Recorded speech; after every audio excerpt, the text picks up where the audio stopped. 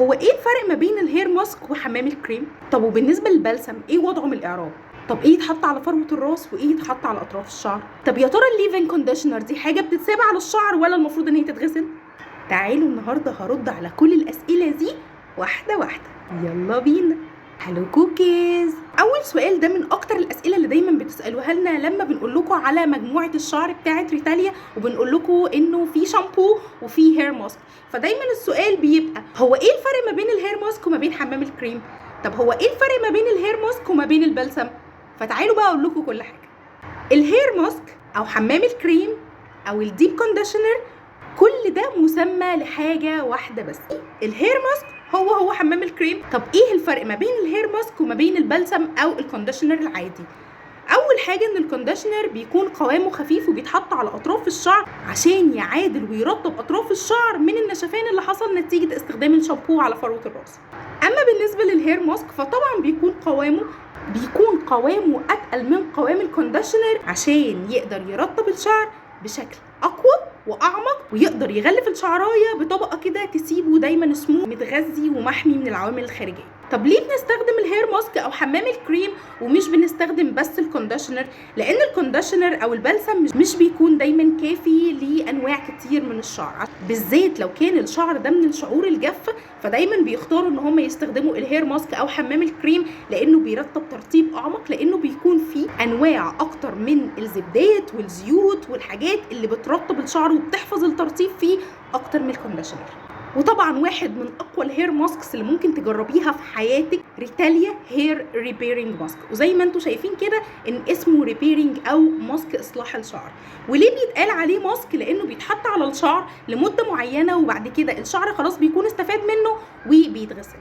ريتاليا هير ريبيرنج ماسك معمول بزبده الشيا، في كمان زيت الجرجير لتغذيه الشعر، وفي كمان زيت بذر الكتان اللي هيمنح شعرك الاوميجا 3 وكل الاحماض الدهنيه اللي هو محتاجها، وكمان في خلاصه الشوفان اللي هترجع لمعان شعرك مره تانية، غير ريحته اللي تجنن وحجمه الكبير اللي بيقعد معاكي كتير قوي.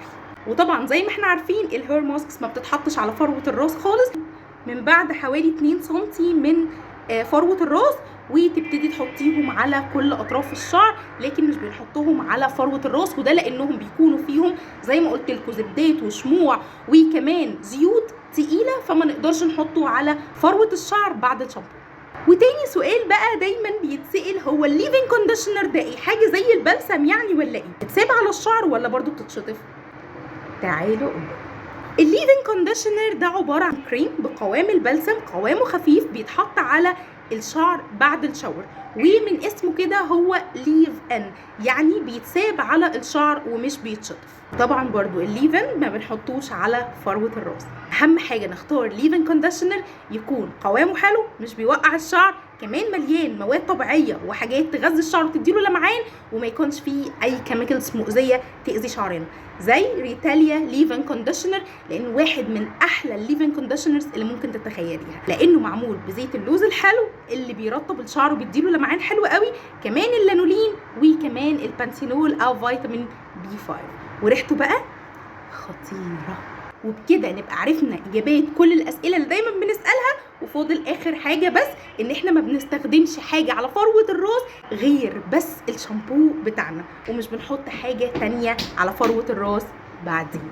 وطبعا مش محتاجه احكي لكم ان احلى شامبو ممكن تجربوه في حياتكم هو شامبو ريتاليا، انه بالروزماري والافوكادو، الوحيد اللي قدر يجمع ما بين تقليل التساقط وكمان تقليل الجفاف بتاع الشعر، بقوه الروزماري في تقليل التساقط وكمان قوه الافوكادو في ترطيب الشعر والحفاظ على اللمعان والترطيب والحيويه بتاعت الشعر.